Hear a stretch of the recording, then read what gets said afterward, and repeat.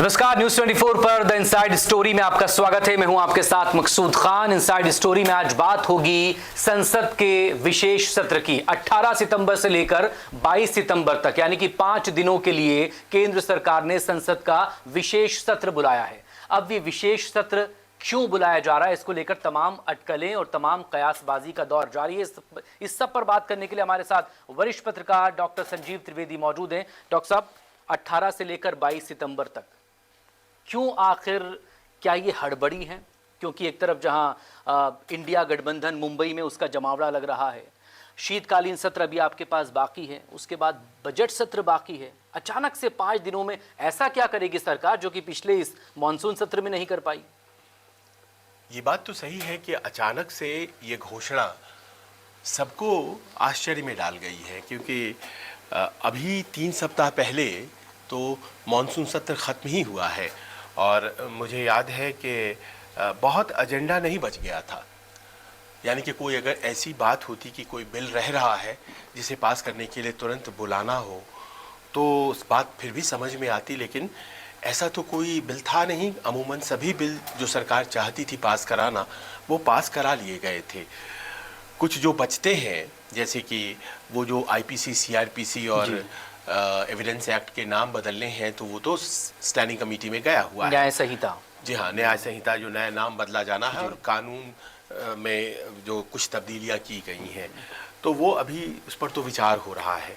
फिर अचानक से ये सत्र का आना और उसकी अचानक घोषणा, और फिर ये घोषणा जिसके बारे में आपको कोई अंदाज़ा ना हो।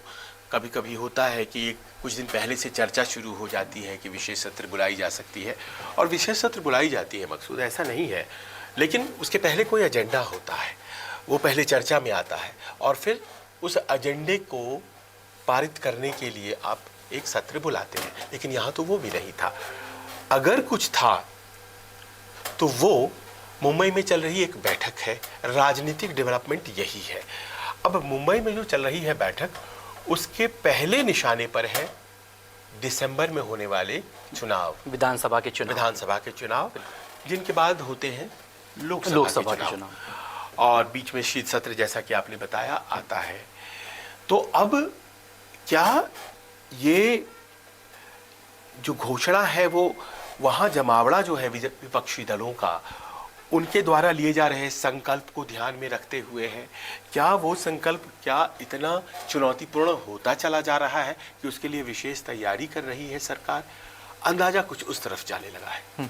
दो अब इसमें बातें। पहला, जिन विधानसभा चुनावों का आप जिक्र किया, उसे सत्ता के सेमीफाइनल के तौर पर हमेशा से देखा जाता रहा है, क्योंकि पहली बार नहीं है कि ठीक मध्य प्रदेश, छत्तीसगढ़, राजस्थान और अब उसमें तेलंगाना भी शामिल है। उसके चुनावों के बाद फिर करीब 3 से लेकर 4 महीने बाद लोकसभा के चुनाव की आचार संहिता लग जाती है। अगर पिछले 2018 को हम देखें, 17 दिसंबर में नई सरकार वजूद में आ गई थी, इधर फिर मार्च के बाद से चुनाव में चले गए थे। एक तो ये, क्या वो बहुत ज़्यादा फेवरेबल नहीं है बीजेपी के लिहाज से? जिस तरह के सर्वे हमने पिछले दिनों देखे हैं, चाहे वो छत्तीसगढ़ को लेकर आया हो या मध्य प्रदेश को लेकर आया हो या राजस्थान को लेकर आया, कि बीजेपी बहुत अच्छी पोजीशन में नहीं है। राजस्थान में फिर भी उसे आप अच्छी पोजीशन में मान सकते हैं।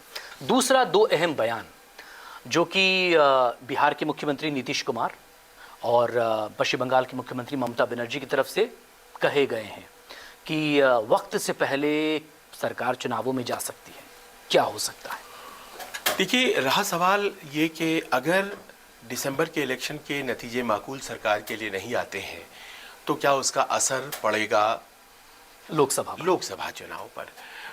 तो इसके उदाहरण के तौर पर आप 2018 के इलेक्शन को लीजिए, जहां तीनों राज्यों में हार हो गई और लोकसभा चुनाव में उन्हीं राज्यों में जबरदस्त जीत भी हो गई। जबरदस्त 25 में से 25 सीटें राजस्थान में आईं और मध्य प्रदेश में सिर्फ 1 सीट कांग्रेस के पास थी, वो भी कमलनाथ वाली, जो उनके बेटे नकुलनाथ लड़े छिंदवाड़ा। बाकी पूरी 28 ज्योतिरादित्य सिंधिया तक चुनाव हार गए थे। और छत्तीसगढ़ में वहां पर 11 में से सिर्फ 2 ही सीटें, 9 सीट आ गई थी। वहां 9 सीट आ गई थी। तो आप ये देखिए कि ये तीनों राज्य जो हैं वो भारतीय जनता पार्टी के लिए कुछ ही महीनों बाद इतने ज़बरदस्त तरीके से वोट देते नजर आए।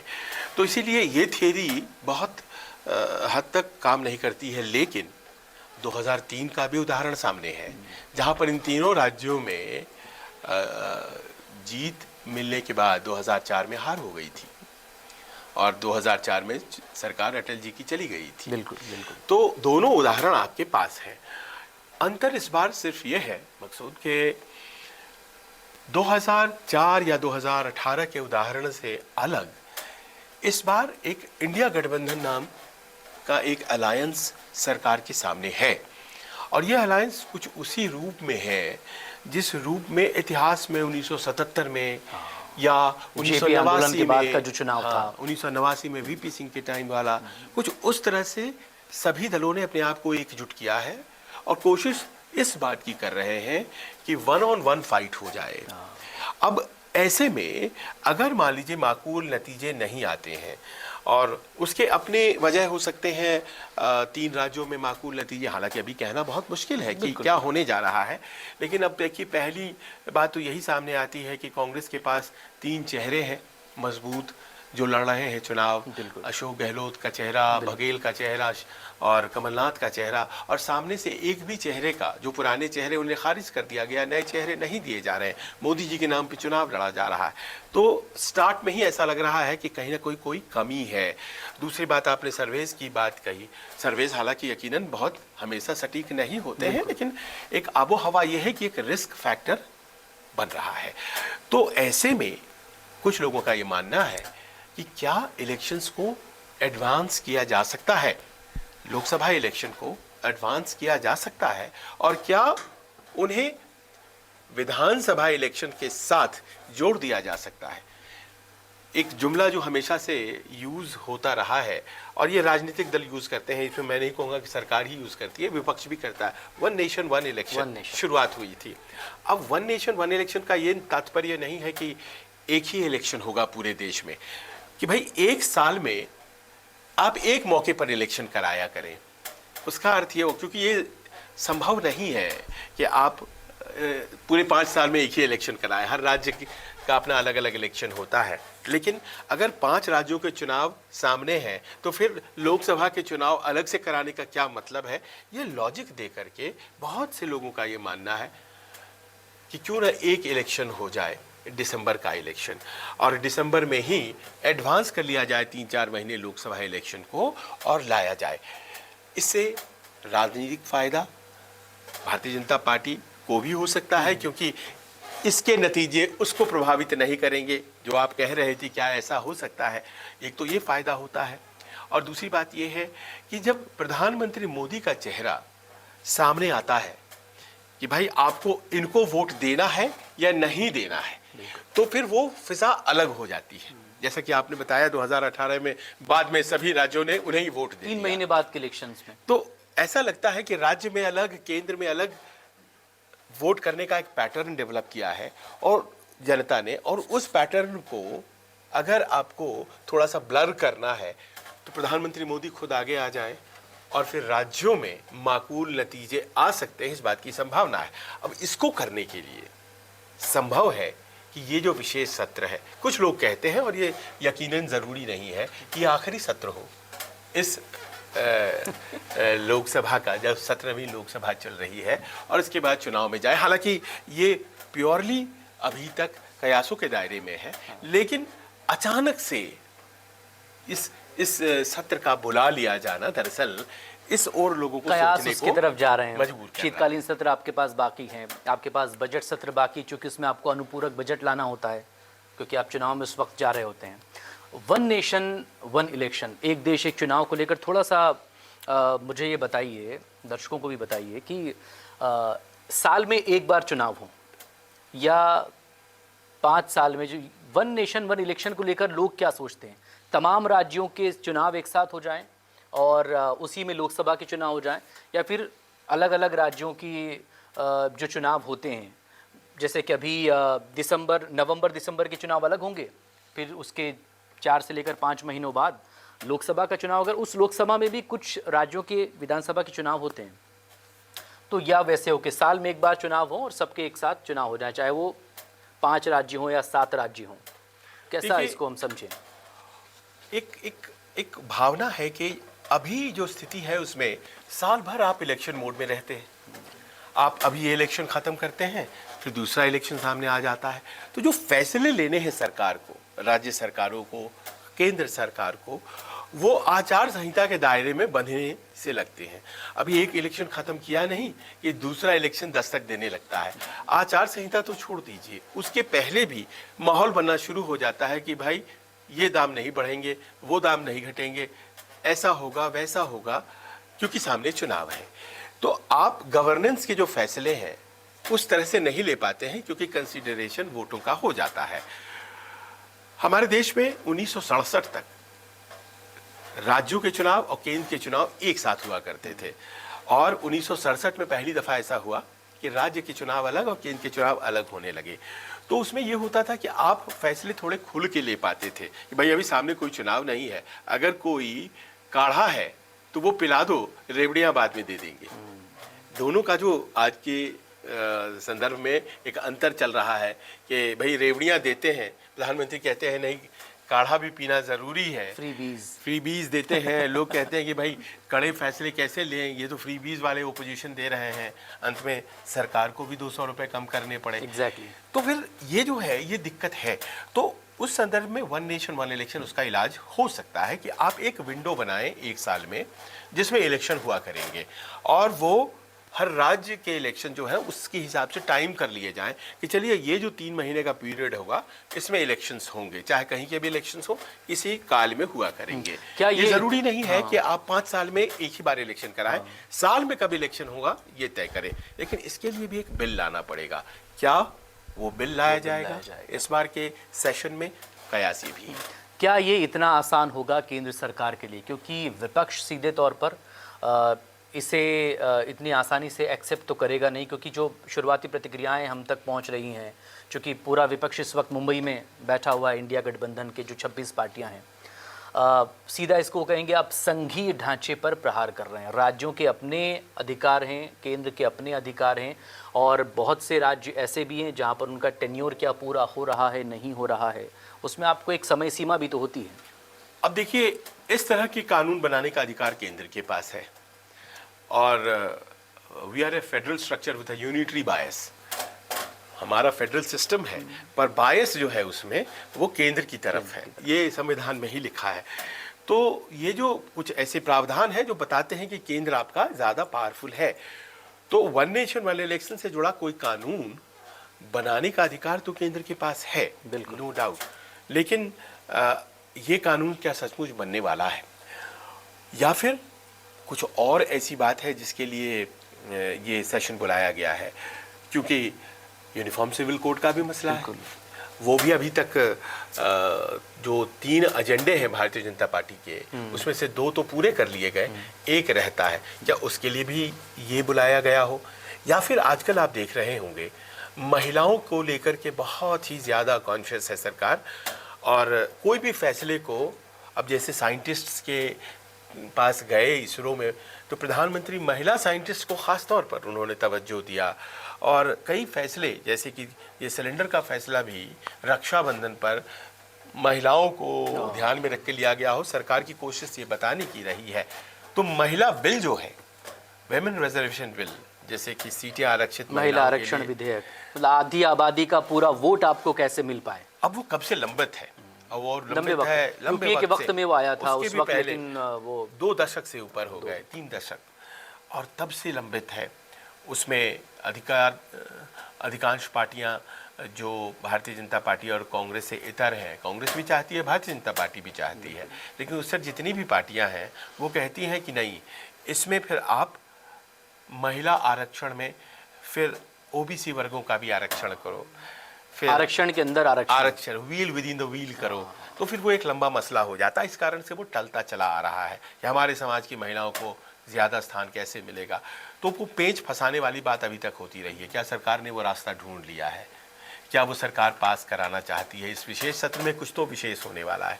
देखिए, ये विशेष सत्र अगर ये आखिरी सत्र होता है, और मैं कह रहा हूँ अगर, क्योंकि इस बारे में अभी तक जानकारी नहीं, ना हमें है ना आपको, तो इसमें एक ये फ़ायदा भी होता है कि आज जैसे इंडिया अलायंस की बैठक चल रही है, जो एक तस्वीर है वो बड़ी सामने से उभर कर आ रही है कि विपक्ष तैयार हो गया है, टक्कर देने वाला है। उसके अंदर की निटी ग्रिटीज अभी बहुत बाकी है। जैसे सीट शेयरिंग बहुत बड़ा पेचीदा मसला है। सीट शेयरिंग खास तौर पर। लेकिन 450 सीटों पर फोकस करने की बात भी वहीं से आ रही है कि हमारा जो फोकस है वो 450 सीटों पर है कि भाई 1-on-1 450 सीटों पर हो जाए। और फिर ये भी कहा जा रहा है कि देखिए हमारे वोटों को जोड़िए, और आप जोड़ेंगे तो आप पाएंगे कि हमारे 23 करोड़ 40 लाख वोट हैं और भारतीय जनता पार्टी के 22 करोड़ वोट हैं। तो वोटों के मामले में हम आगे हैं।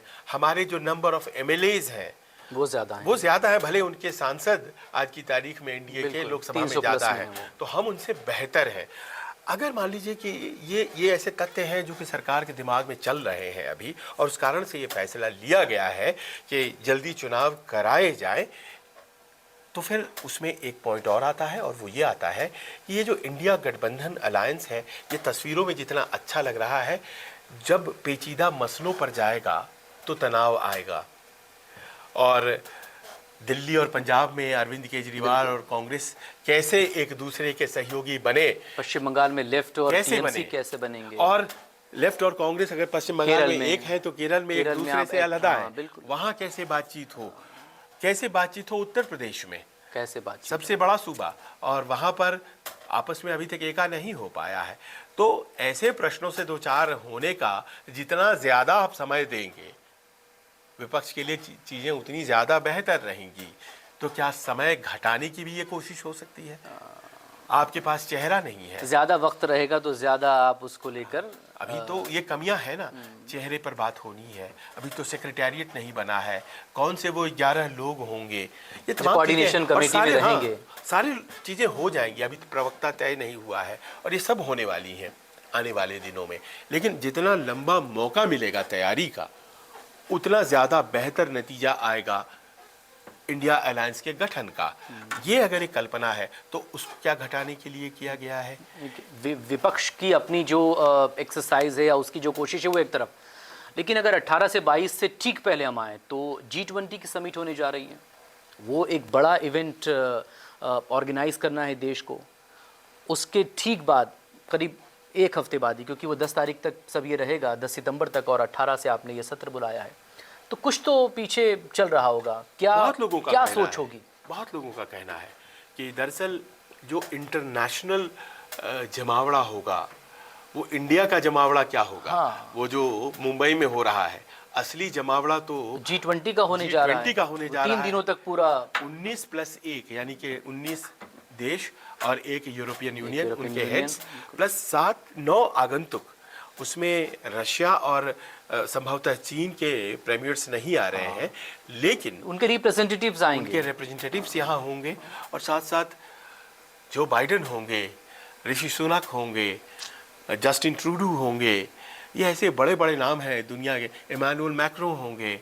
तो इतने बड़े बड़े दुनिया की 20 बड़ी अर्थव्यवस्था हिंदुस्तान में 85% जो इकोनॉमी होल्ड करते हैं वो यहाँ मौजूद होंगे, और वो भारत के प्रधानमंत्री का नाम लेंगे, और भारत की साख कितनी बढ़ेगी, और उसके आलोक में जो एक रसूख है भारत सरकार की, प्रधानमंत्री मोदी की, वो कितनी बढ़ेगी। तो क्या उसके बाद चुनाव अगर होते हैं तो उसका भी असर होगा चुनाव पर? यकीनन होगा। तो क्या उसके लिए भी बुलाया गया है, ये पहले की पहले चुनाव करा लिया जाए, क्या उसके असर को?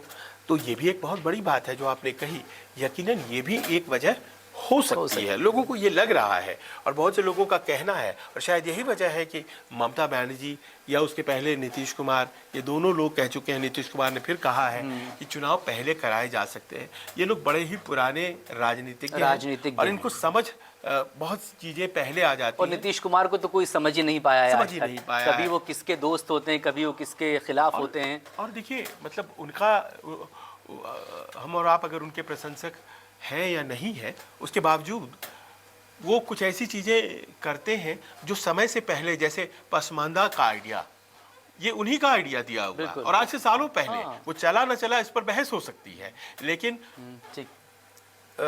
अत्यंत पिछड़ा उसका आइडिया ये उन्हीं का था। ये फ्री बीज, साइकिल देना, बस्ता देना, आपको याद होगा, बहुत कुछ अभी गुंजाइश बाकी है। लेकिन 18 सितंबर से लेकर 22 सितंबर के बीच में जो संसद का विशेष सत्र बुलाया गया है, ये क्यों बुलाया गया है? नजरें हमारी भी है, लेकिन आपकी राय इस पर क्या है? हमें कमेंट सेक्शन में जाकर अपनी राय जरूर बताएं। बहुत शुक्रिया हमसे जुड़ने के लिए डॉक्टर साहब, बहुत शुक्रिया बात करने के लिए इस मसले पर। आप बने रहिए न्यूज़ 24 के साथ। नमस्कार, मैं हूं मानक गुप्ता।